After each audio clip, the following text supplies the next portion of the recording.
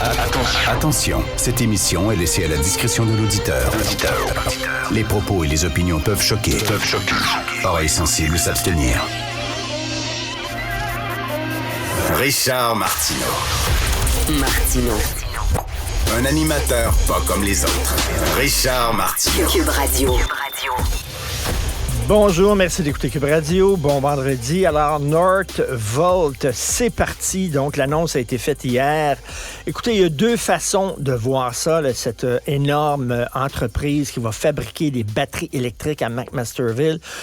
On peut voir le verre à demi-vide, bien sûr. On peut cracher dans la soupe en disant 7 milliards de dollars d'aide. Combien de PME au Québec on aurait pu aider avec ça? Comment ça se fait qu'on donne autant d'argent à des grosses entreprises comme ça, qui ont les poches très, très profondes? Souvent, on parle avec Yves Daou, de la section argent du Journal de Montréal, ici à l'émission, et il nous parle de mauvais placement du gouvernement. On donne des millions de dollars à des entreprises qui, après quelques années, quelques mois, lèvent les feutres, partent avec l'argent qu'on leur a donné, ou alors l'entreprise, ça fonctionne pas, fait faillite, on perd notre argent, ça arrive régulièrement. Est-ce que c'est un pari qui est trop risqué? En même temps, j'écoutais M. Fitzgibbon et dit là, cette entreprise-là va demander beaucoup d'électricité, là. Ça va nécessiter énormément d'électricité. Il y a des craintes en disant, ben là, le Québécois, là, parce que la mission de Hydro-Québec, c'est de donner de l'électricité à prix concurrentiel aux Québécois, d'abord et avant tout, avant les entreprises. Alors, est-ce qu'il va y avoir du délestage? Est-ce qu'il va y avoir suffisamment d'électricité pour nous autres? Est-ce qu'il va falloir réduire notre consommation pour aider des grosses entreprises du genre? Il y a des craintes. Les gens dans la région de McMasterville, il y a des milliers de personnes qui vont passer par là tous les jours pour aller travailler dans cette usine-là. Bon, il y a des craintes. Est-ce qu'on peut voir aussi le verre d'eau à demi-plein?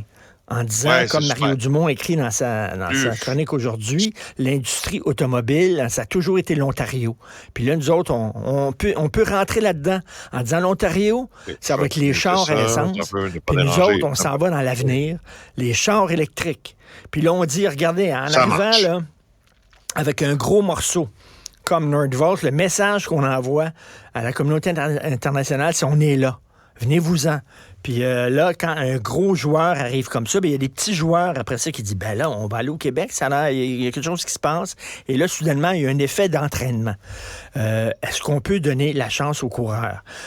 François Legault, lorsqu'il a été félicité par Al Gore pour les efforts faits pour la transition énergétique au Québec, il y a des gens qui ont ri de ça en disant, ben voyons donc, le Québec. Puis là, Legault avait écrit en disant, on peut-tu des fois se péter les bretelles?